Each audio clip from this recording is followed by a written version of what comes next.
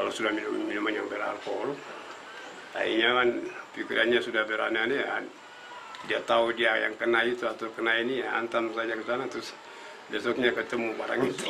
Tusuk sana sini. Iya. Jadi itu awal dari minuman itu, minuman keras itu, ya berawal untuk mencari barang itu, penyakit HIV. Dan memang dari kita sarankan bukan dari makan, bukan dari minum, bukan dari ucapan bersama begini.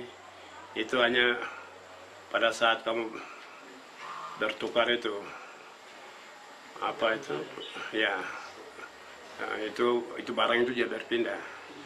Selama ini kalau sebelum forum ini tidak ada, itu belum ada komunikasi antara pihak kesehatan dengan masyarakat itu.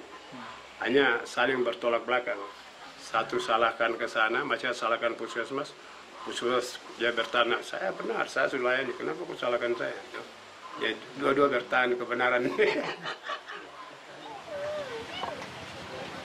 Pinang berapa ini? 5.000.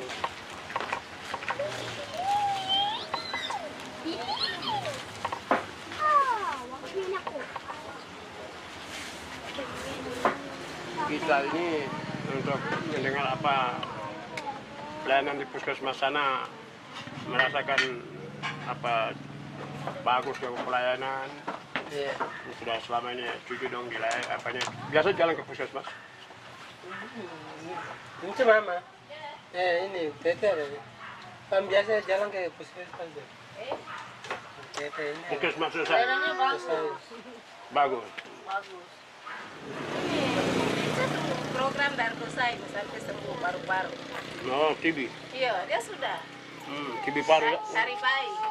Mau cucu ini. Ini selama berapa lama program? 6 bulan. 6 bulan ya. Sekarang sudah tidak ikut program. Tidak. Jadi dianjurkan harus datang pemeriksaan terus. Wah, hari itu sudah minum habis 6 bulan habis, terus dikontrol lagi dia sudah baik. Itu kalau paru sedikit sakit, kena dingin tidak bisa, dia ulang lagi kumat lagi. Soalnya cari tahu dia penyakit, periksa darah ini itu tahu penyakit apa, sampai foto dada baru tahu dia penyakit itu. Deplex toh paru-paru. Ini sudah langsung program dari Dargosai sini. Puskesmas. Iya. Untuk TB paru 6 bulan. 6 bulan. Jadi setelah sudah selesai 6 bulan, ada kapannya kelanjutan lagi pemeriksaan kan setelah sembuh? Ulang pergi periksa lagi. Periksa lagi sudah sembuh bagus. Ini pada saat apa nih pelayanan apa itu TB paru itu pendampingan dari rumah sakit ada? Tidak ada? Ada dia dokter yang itu. Langsung ke rumah? Iya, dia langsung ke rumah. Pada saat dapat obat di puskesmas? Cocok deh, cocok sembuh batuk hilang. Tapi kalau pergi kasih obat yang ini sama dengan itu, hilang. Oh, resepnya sama, batuk hilang aja pakai Iwari. Tapi pelayanannya bagus. Kan hilang batuk itu ada masa waktunya tuh. Iya. Obat dulu 3 bulan kah? Kalau obat-obat itu dari apa ini kita tidak lihat kekurangan setelah kita lihat ada mereka masukan dari masyarakat bahwa kurang ada apa ini kekurangan obat-obat apa. Kita kembali konsultasi dengan pihak puskesmas bahwa pelayanan sudah bisa bagus, hanya kepada masyarakat itu takut minum obat.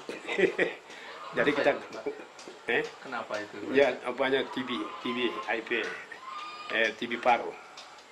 Jadi itu kan obat program TB paru itu. Jadi masyarakat kalau sudah terus menerus obat tiap saat kan harus minum terus, sehingga dia putus akhirnya kan tidak sembuh.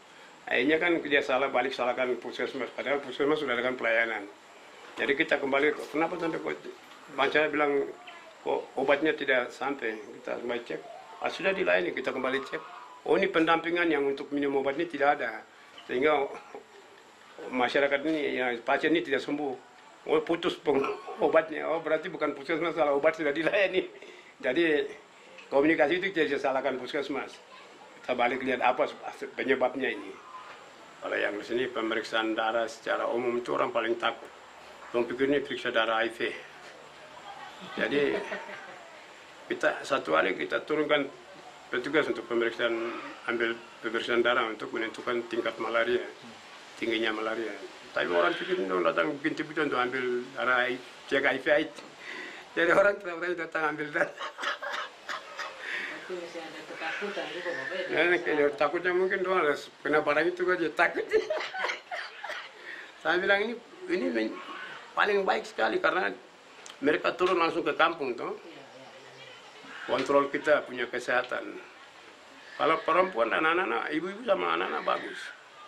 Dia setia untuk ambil darah. Tapi bapak-bapak kepala batu, ya mungkin dia pikir ya nanti ketemu pacar ini satu ini Sukarna ini.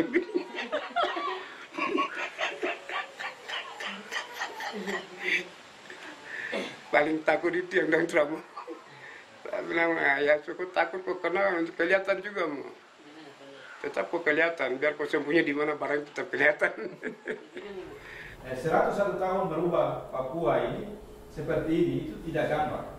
Dan banyak orang yang mati. Para penginjil kita, orang-orang yang bekerja di dalam gereja ini mati hanya untuk merebut Papua dari kuasa kegelapan kepada individu.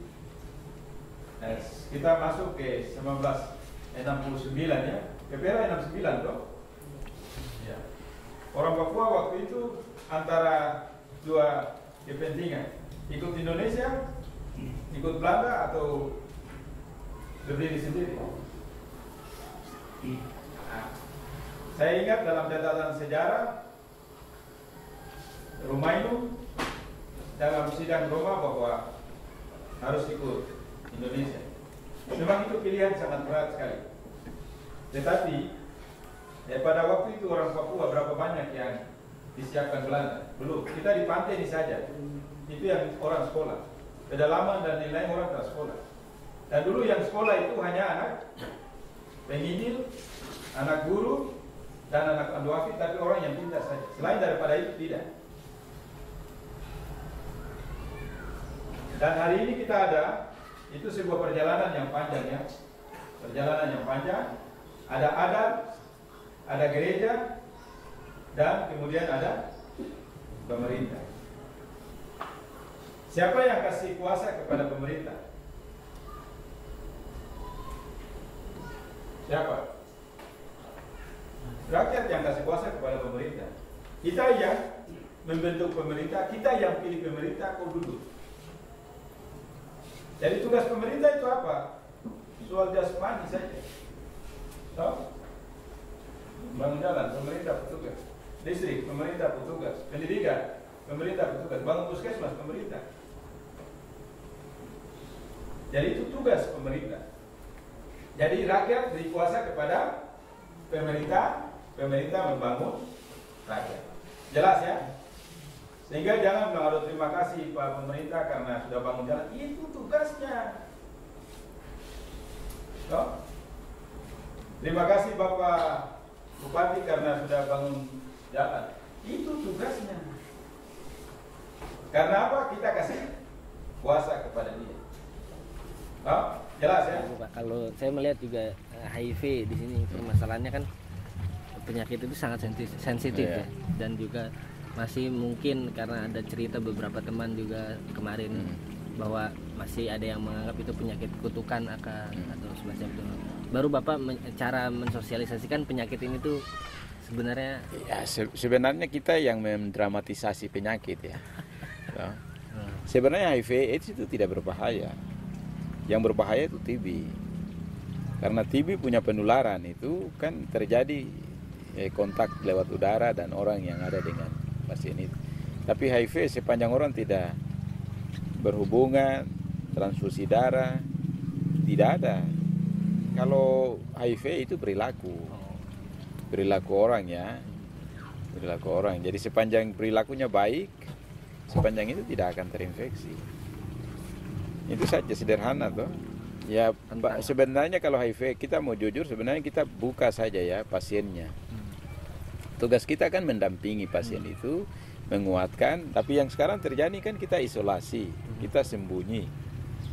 Nah, ini kan repot, ini sama dengan kita sembunyi penyakit dan sembunyi untuk menyebar. Iya, setuju. Dan ini sesuatu yang salah, dan kita juga lagi asik di situ. Para LSM semua asik di situ. Tapi bagaimana kita sembunyi, hanya petugas tertentu yang tahu dengan kode tertentu orang ini sakit. Apakah kita pasang chips di badannya bahwa dia tidak akan pernah berhubungan dengan siapa-siapa? Ini kita dalam sebuah jajahan global ya. Dan ini sebuah konsep salah menurut saya. Kalau semua masyarakat tahu ketika dia jalan dengan orang atau anak-anak perempuan atau laki-laki di kampung ini kan, orang akan bilang, wah tidak usah kau ada sakit jadi nanti kau bikin susah orang. Kita bisa kasih tahu dia. Tapi kalau semua di kampung tidak tahu, ya repot lah. Saya pernah berdoa untuk orang yang terinfeksi HIV dan hari-hari terakhir untuk dia meninggal. Tapi saya kuatkan dia bahwa saya semua orang akan meninggal. Tidak ada yang badi, jadi you terima ini dengan cara seperti ini. Hadapi, lalui. Kami juga yang bicara akan meninggal, tapi cara kami berbeda.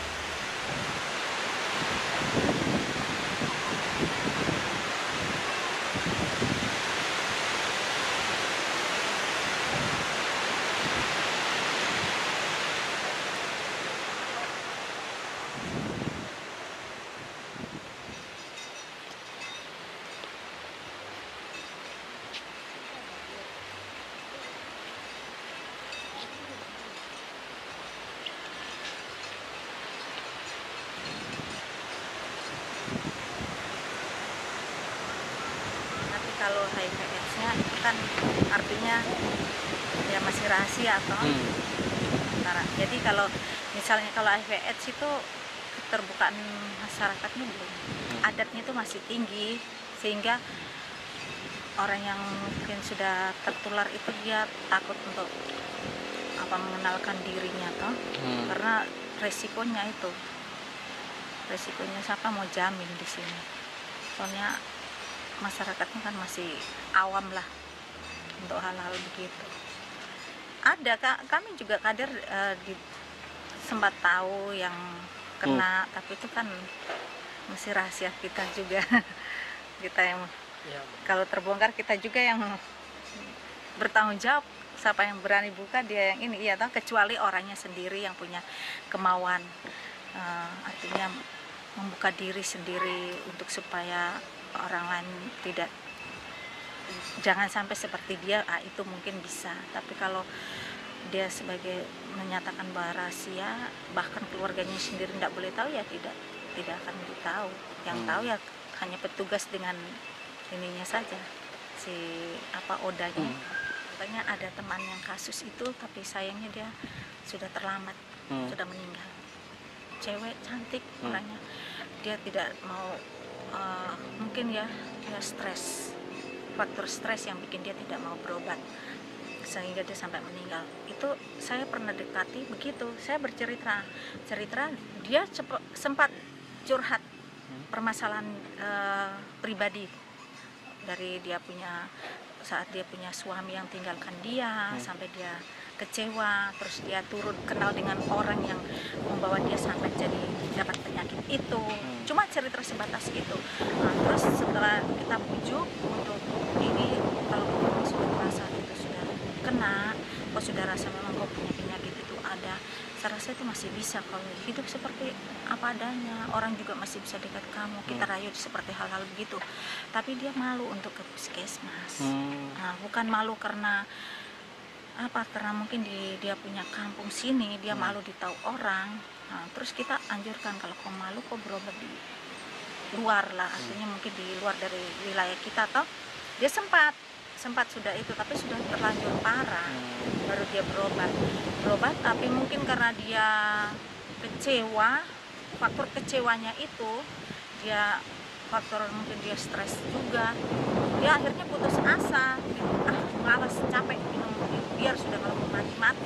Faktor itu saja. Kalau dia orangnya mau terbuka sesama kita, dia minta, misalnya dia minta sama petugas, tolong ini saya ada yang bisa saya dekati, bagaimana supaya saya punya semangat hidup ini.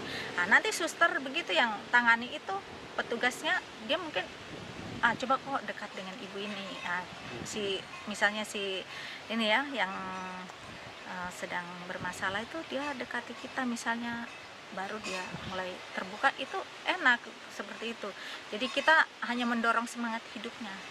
Bagaimana caranya dia hidup itu ya itu harus rutin minum obatnya itu supaya dia bisa ini. Tapi kalau dia orangnya tidak boleh ditahu sama sekali sama siapapun, itu yang susahnya di situ. Yang susah itu. Kalau kita kader sih apapun yang mereka bicara sama kita, kita harus simpan, bisa jaga, bisa simpan. Sebagaimana anggaplah dia kasih tahu kita informasi dia punya diri. Nah, kita jaga, kita anggaplah kita punya diri lagi yang bermasalah seperti itu. Bagaimana kalau orang lain yang tahu, bagaimana itu. Jadi kita kader, mungkin ada, tidak semua kader begitu, tidak semua. Tapi kalau seperti saya, sekalipun saya punya anak, saya punya suami, saya tidak kasih tahu bahwa itu dia kena itu dia kena sakit itu, tidak. Cukup saya sendiri yang tahu.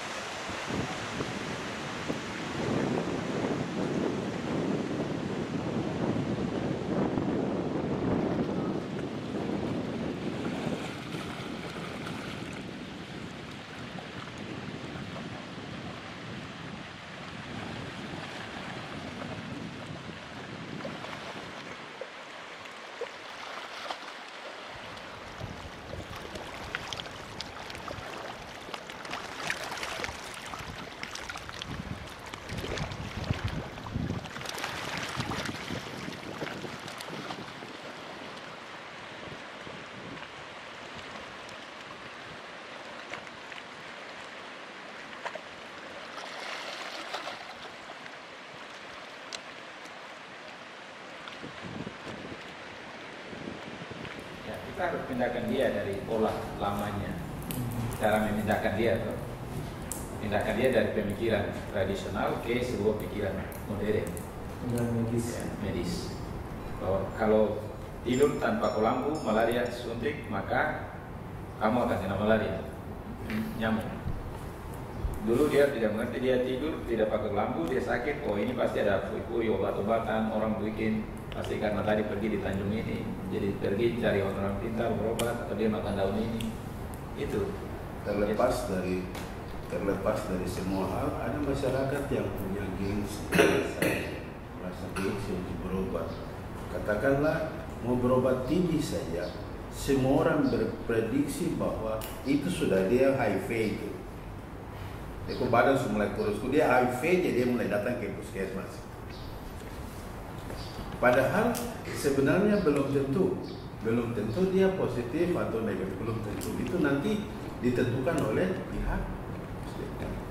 Dan anggapan-anggapan seperti begini yang membuat ada masyarakat yang ingin terlibat langsung untuk memeriksakan kesehatan. Ada yang merasa, aduh, saya periksa tapi saya hidup begini nanti. Jadi timbul hal-hal yang menjadi egonya masyarakat untuk memberikan diri keterlibatan mereka untuk pelayanan kesehatan. Jadi saya merasa bahwa teknik-teknik dari pihak, katakanlah pihak pemerintah kepada masyarakat, keterlibatan masyarakat masih kurang.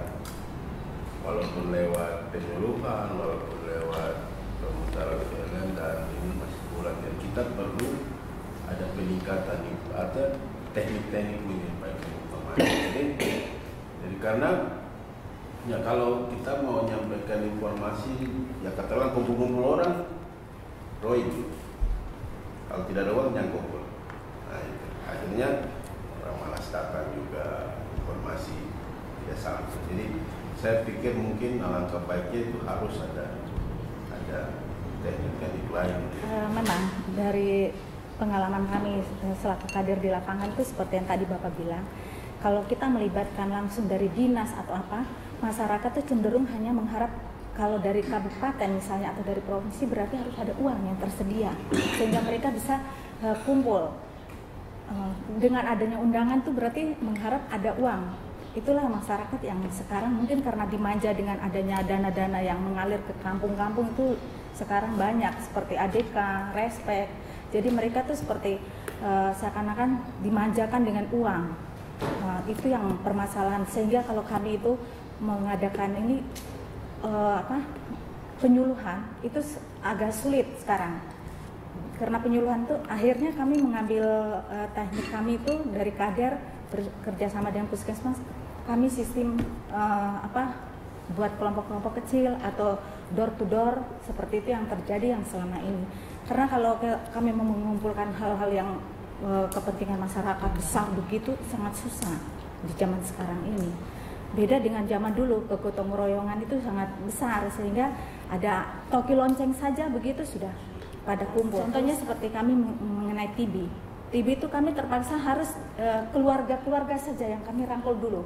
Dari keluarga yang misalnya ada pasien, itu keluarganya yang kami berikan mendampingi bagaimana cara mendampingi minum obat dan sebagainya. Terus bagaimana saat dia sudah harus kontrol lagi. Jadi keluarganya yang kami dampingi. Itu yang selama ini kami berjalan. Memang kalau umpama kami di gereja, biasa pendeta dia pegang satu jemaat, kan ada pelayanan pastoral. Pelayanan pastoral itu dia mendatangi setiap rumah tangga. Itu kapan direncanakan atau tidak